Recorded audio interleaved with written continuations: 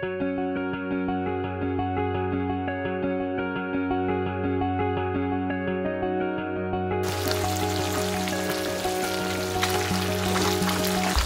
বন্ধুরা, আলাপি আমির একটি নতুন ব্লগে আপনাদের স্বাগত। যে যেখান থেকে আমার এই ভিডিওটি দেখছেন তাদের সকলে সুস্থতা কামনা করে শুরু করছি আজকের এই নতুন ব্লগ।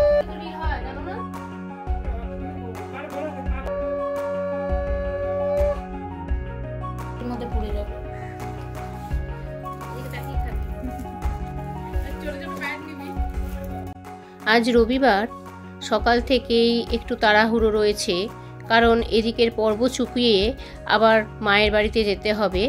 সেখানে রিমা, মানে আমাদেরই পরিচিত, তার আইবুড়ো ভাত আজকে আমি আর মা দুজনে মিলেই দেব ঠিক করেছি। তো মা তো সব জিনিস একা করতে পারবে না একা হাতে, তাই হাতে হাতে হেল্প করার জন্য আমিও চলে গেছিলাম। তো এদিকের পর্ব যতক্ষণ তাড়াতাড়ি না মেটাবো ততক্ষণ ওদিকে আবার তাড়াতাড়ি যেতে পারবো না, ফলে দেরি হয়ে যাবার সম্ভাবনা থাকবে। তাও মা অনেক কিছুই করে রেখেছিল, মোটামুটি ডাল, শাক ভাজা, 5 রকম ভাজা সবই করে রেখেছিল। আমি শুধু গিয়ে মাছ আর মাংসটি করলাম।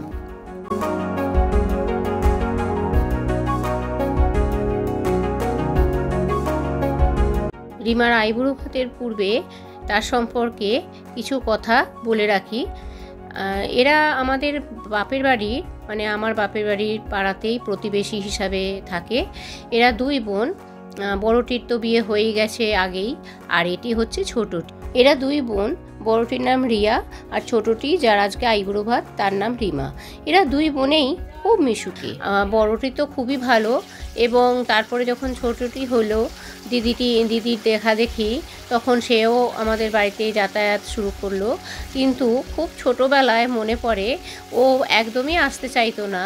দিদিটি যেমন সবসময় আমাদের বাড়িতে থাকতো এবং আমার খুব ন্যাওটা ছিল, যার ফলে আমার বিয়েতে আমি ওকেই নিতকোণে করেছিলাম, কারণ আমার নিজস্ব কোনো ভাইজি তখনও ছিল না। তো যার ফলে ওকেই আমি নিতকোণে করেছিলাম। তারপরে যখন ছোটটি হয়, মানে এই রিমা যখন হয়, ও প্রথম না খুবই কাঁদতো আর খুব মুখ চেনা ছিল। তারপরে ধীরে ধীরে যখন একটু বয়স বাড়লো, দিদির সাথে সাথে টুকটুক করে সেও আসতো আমাদের বাড়িতে, খেলনাবাটি খেলতো। আর ছাদে যেহেতু রোদ্দুর থাকতো, সেহেতু সব সময় 2 বোন পড়ে থাকতো। আর যখন আমি যেতাম বিয়ের পরে, যখন আমার ছেলে হলো, ছেলের সাথেও খুব বন্ধুত্ব হলো, এবং সেই সঙ্গে ও আমার ছেলেটিও একটা সঙ্গী পেল। আর যেহেতু এ খুব বেশি ছোট বড় নয়, ছোটটির কথা যার আইবুড়ো ভাত, তার সাথে আমার ছেলের ওই 1 বছর খানিকের মতন ছোট বড় হবে এরা, যার ফলে একটু বন্ধুত্বর মতন হয়ে গেছিলো। আর বড়টি তাদের দিদি যতই হোক সে আগলে রাখতো, একটু শাসন করতো দুজনকেই, দেখে বড় ভালো লাগতো।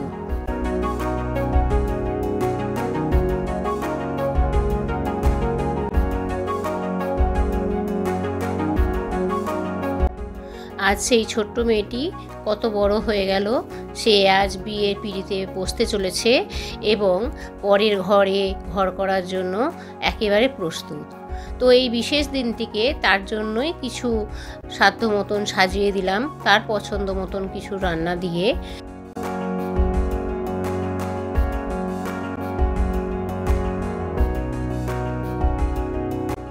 মা তো প্রথমে সকাল থেকেই মোটামুটি ভেজ আইটেমগুলো সবই করে রেখেছিল।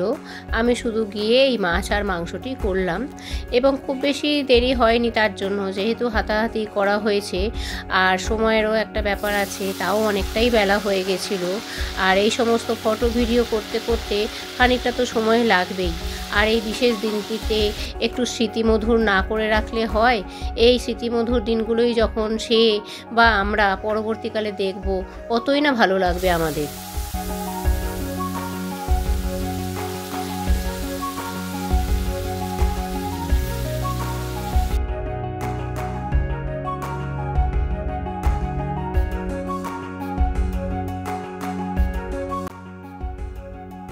মাংসগুলো নাড়তে নাড়তে ভাবছি কড়াইটা বুঝি ছোটই হয়ে গেল।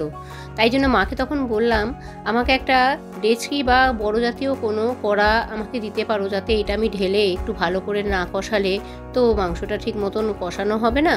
তো আমাকে একটু বড় পাত্র দিলে আমার নাড়তে একটু সুবিধা হয়। তো মা তখন আমাকে একটু বড় ডেচকি তার বের করে দিল, তখন তার মধ্যে ঢেলে ভালো করে কষতে থাকলাম। মাংস কষা না হলে মাংসের স্বাদ ওঠে না, যার ফলে মাংসটা কষতে গেলে অনেকটাই বড় জায়গা বা অনেকটাই সময় দরকার হয়।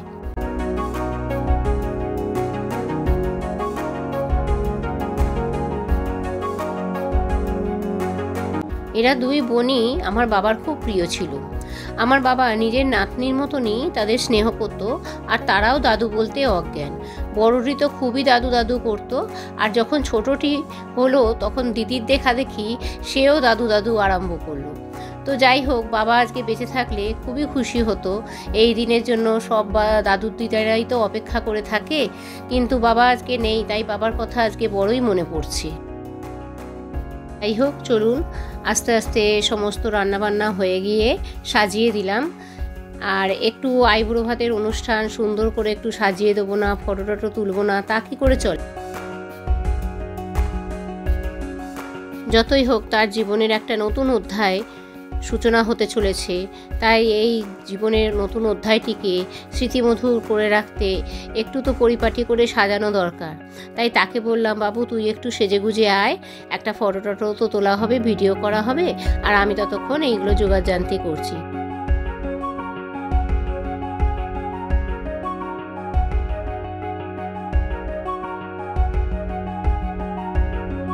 প্রথমে মাকে বললাম তুমি আশীর্বাদ করে নাও, তারপরে আমি করব।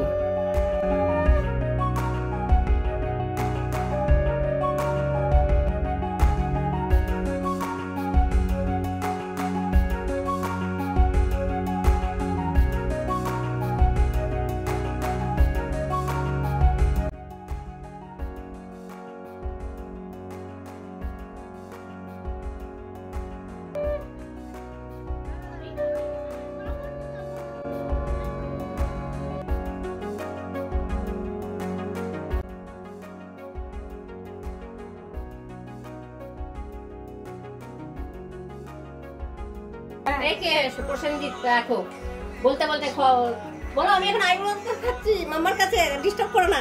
ও মা, আমি তো এটাই করালাম না মা গো। খাবার মাঝে আবার হবু বরের ফোন এসে গেছিল, আর সব বরেরাই যেমন হবু বউকে ফোন করে জানতে চায় কি করছে না করছে, সেই রকমই ধরনের ফোন এসেছিল। তো আমিও একটু ঠাট্টাই কি করে নিলাম।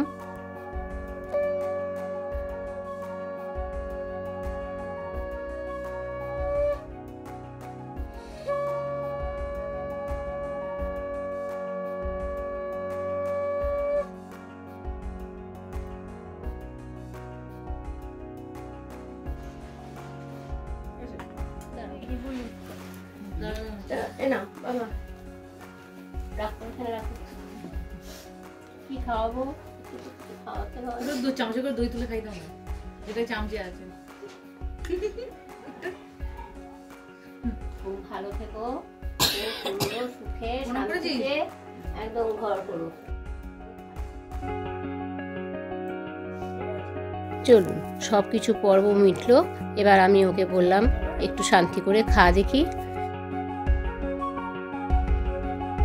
নে,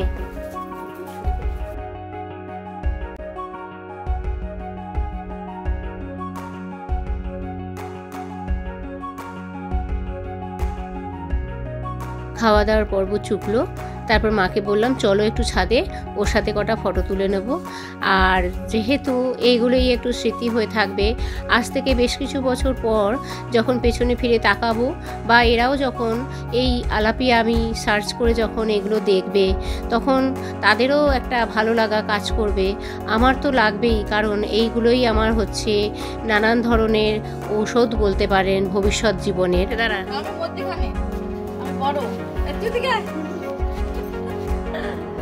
সেই ফটোগুলো রয়েছে, সেইগুলোকে দেখতে হবে কোথায় রয়েছে। আর এই সেই ফটো, যেই ফটোর কথা বলছিলাম, মাঝখানে যারা আইবুড়ো ভাত, সে পাশে আমার ছেলে, আর এক পাশে ওর দিদি। আর এই শাড়িটি ওকে দিয়েছিলাম, খুব খুব সুন্দর দেখে লেগেছিল আমার শাড়িটি। আমি দেখলাম এই শাড়িটি ওর জন্য একদম পারফেক্ট, কেননা হলুদ লাল তো অনেক কিছুই পাবে, তাই জন্য এই শাড়িটি আমি ওকে দিয়েছিলাম। যাক, এবার মামা ভাগনাও দুজনে মুখোমুখি খেতে বসে পড়েছে, আর এদের খাওয়ার সাথে সাথে আমরাও খেয়ে নিয়েছিলাম। চলুন তাহলে ভিডিওটি আজকের মতন এখানেই শেষ করলাম। ভিডিওটি কেমন লাগলো কমেন্ট করে অবশ্যই জানাবেন, আর সাথে একটি লাইক দিতেও ভুলবেন না। ফিরে আসছি নতুন একটি ব্লগে। ততদিন সবাই খুব ভালো থাকুন, সুস্থ থাকুন, আর সকলের খেয়াল রাখুন।